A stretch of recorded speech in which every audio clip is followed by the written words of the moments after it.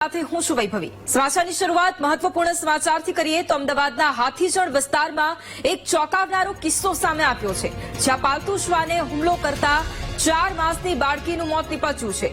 રાધે રેસીડેન્સીમાં ગઈકાલે પાલતુ શ્વાને હુમલો કર્યો હતો। પાલતુ શ્વાનના હુમલામાં બાળકીને ગંભીર ઇજાઓ પહોંચી હતી। ઇજાગ્રસ્ત બાળકીનું સારવાર દરમિયાન મોત નીપજ્યું છે।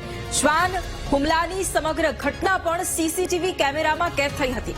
પાલતુ શ્વાનને લઈને યુવતી જતી હતી અને તે ફોન પર વાતચીત કરી રહી હતી। યુવતીના હાથમાંથી શ્વાન છૂટી જતા બાળકી પર હુમલો કર્યો હતો, જેના સીસીટીવી પણ અત્યારે સામે આવ્યા છે।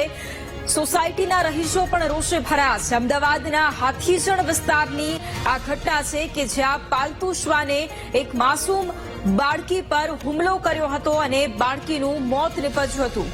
બાળકીને સારવાર માટે હોસ્પિટલમાં પણ ખસેડવામાં આવી હતી, પરંતુ ત્યાં હાજર તબીબોએ બાળકીને મૃત જાહેર કરી હતી। રાધે રેસીડેન્સીની આ ઘટના છે કે જ્યાં ગઈકાલે પાલતુ શ્વાને હુમલો કર્યો હતો।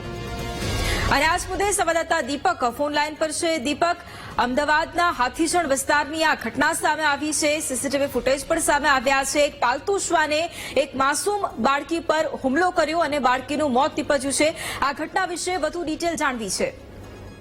ખૂબ જ ચોંકાવનારો કિસ્સો સામે આવ્યો છે, કારણ કે પાલતુ શ્વાન કે જેનું અમદાવાદ મહાનગરપાલિકા રજીસ્ટ્રેશન કરી રહ્યું છે, છતાં પણ આ પ્રકારનો કિસ્સો જે છે તે સામે આવ્યો છે। હાથીજણ સર્કલ પાસેનો રાધી રેસીડેન્સ જે આવેલું છે ત્યાંનો આ ઘટના છે।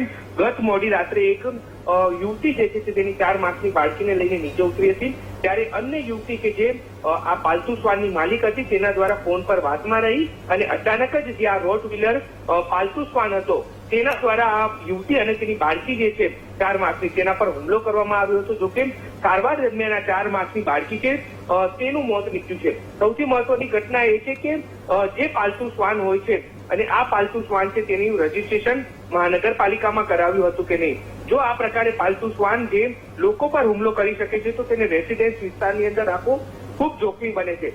અમદાવાદ મહાનગરપાલિકા આ પ્રકારના જે શ્વાનો છે તેનું રજીસ્ટ્રેશન પણ કરે છે, પરંતુ સૌથી મહત્વની બાબત કે જે શ્વાન માલિક છે કે જે આ પ્રકારે રેસીડેન્સ વિસ્તાર હોય છે અને ફ્લેટનો વિસ્તાર કે જ્યાં દેખરેખ ન રાખી અને આખરે આ પ્રકારની ઘટના બની છે, ત્યારે હવે પોલીસ ફરિયાદ થાય છે કે નહીં એ પણ મોટો પ્રશ્ન છે। પરંતુ આ ઘટનાની અંદર એક 4 માસની બાળકી કે જેના પર શ્વાન દ્વારા હુમલો કરવામાં આવ્યો, જેના સીસીટીવી પણ સામે આવ્યા, તે ઘટનાની અંદર 4 માસની બાળકી જે છે તેને હોસ્પિટલમાં અંતિમ શ્વાસ લીધા છે। બિલકુલ દીપક, આ ઘટના બાદ કારણ કે સોસાયટીના રહીશો પણ રોષે ભરાયા હતા, એટલે એમના તરફથી કોઈ નિવેદન આવ્યું છે કે આ પહેલા પણ શું આ શ્વાને લોકો પર હુમલો કર્યો હતો તેને લઈને કોઈ નિવેદન સામે આવ્યું છે? હાલ સુધી આ પ્રકારનું કોઈ નિવેદન સામે નથી આવ્યું, પરંતુ જે પ્રકારે શહેરની અંદર પાલતુ શ્વાન અનેક કિસ્સાઓ જે છે તે સામે આવતા હોય છે।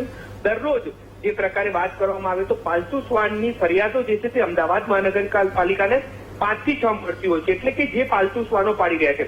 અમદાવાદ શહેરમાં લગભગ 60,000 થી પણ વધારે જેટલા પાલતુ શ્વાનો છે અને આ પાલતુ શ્વાનોને તેમના માલિકો રાખે છે, જેની 5 થી 6 જેટલી ફરિયાદો અમદાવાદ શહેરની અંદર આવતી હોય છે। અને આ જે પાલતુ શ્વાન જેમને દ્વારા રાખવામાં આવ્યો હતો, હવે તેમની સામે શું કાર્યવાહી થઈ છે તે સૌથી મોટો પ્રશ્ન છે। બિલકુલ, આભાર દીપક તમામ જાણકારી માટે।